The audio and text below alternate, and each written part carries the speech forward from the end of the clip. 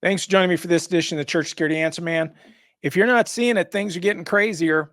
Take a look at this. An arsonist killed by police, setting a church on fire. Here's a picture from the scene. And attempted to set this church on fire, actually did a pretty good job, and was then, apparently, according to the police, this it was yesterday morning, Friday morning. Police responded to reports of a fire near a synagogue and lots of smoke, lots of fire, and found out that there was quite a little fire actually going. And upon arrival, the police found the man with a knife and some sort of iron bar. And according to the police, the guy lunged at them and the police fired on him. And of course, he's now deceased. So interesting situation. You can kind of see here, you see the over the blue door, there's a little bit of a overhang there, a little bit of a roof area. Apparently he was up there and threw a Molotov cocktail through a small window and into the church area. And so, interesting thing, is he caused extensive damage.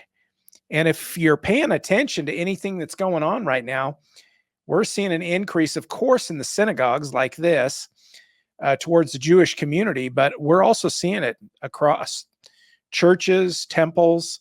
I mean, we're seeing all kinds of issues, an increase in violence and threats and those kind of things.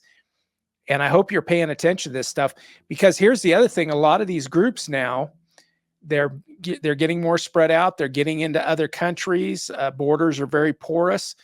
And I hope you're prepared for other means. It's not just the active shooter or violent intruder. It can be somebody with fire, with a bomb, with a Molotov cocktail, with a knife.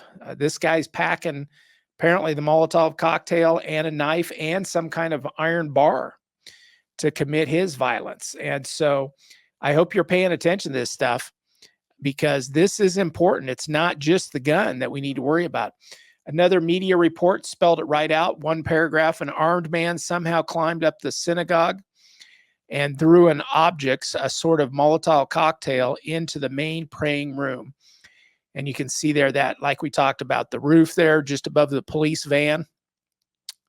And that access allowed him to throw this firebomb, this Molotov cocktail, through that little window up there where you see the red arrow pointing to, and just started quite a fire, pretty extensive damage, according to the leadership there and their media reports. So, I mean, we're talking about serious situation, and I want to challenge you. How would you handle this at your church, and are you prepared? Are we making sure stuff's locked up? I hope the days of having churches open are gone, because there is just too much that can happen. I hope you're locking your church up. And I hope that we're protecting it during the day, during the times, especially our service. I hope we have security, and I hope we're paying attention to these things. And we need to be discussing being able to put out fires quickly. So where's those fire extinguishers? We need to be talking about scenarios involving knives.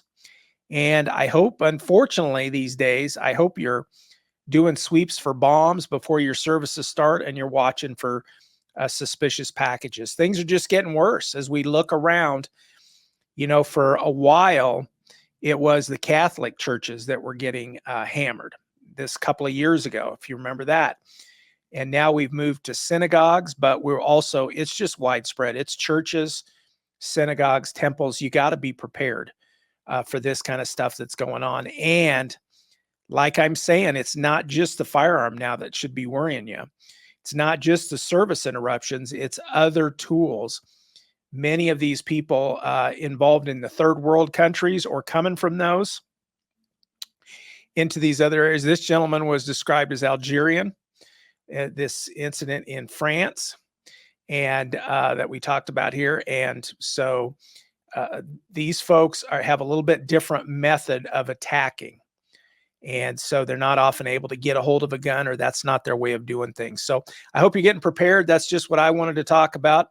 And I hope you'll like and subscribe to this short little video clip. We certainly want to connect with you. And it'd be great